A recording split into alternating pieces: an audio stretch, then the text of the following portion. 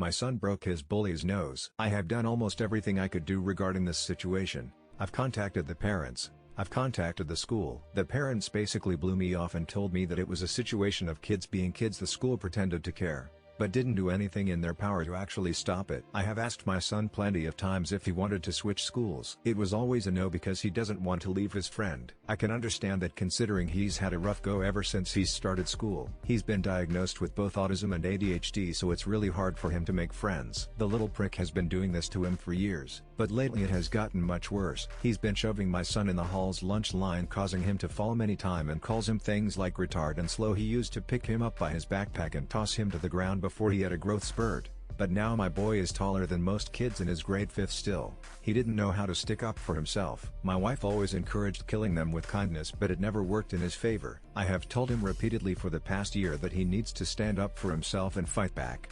Yesterday he came home crying, and it just broke my heart to see how much pain he was in. I wasn't mean to him, but I was very stern and told him that if he didn't fight back the next time I was going to take him out of that school whether he liked it or not. Well, today I got a call from my wife after work and she told me what had happened. He was on his way to lunch and got shoved onto the ground, causing his knees to be a bit bruised. My son then got up and left hooked him right in the face, causing his nose to immediately bleed.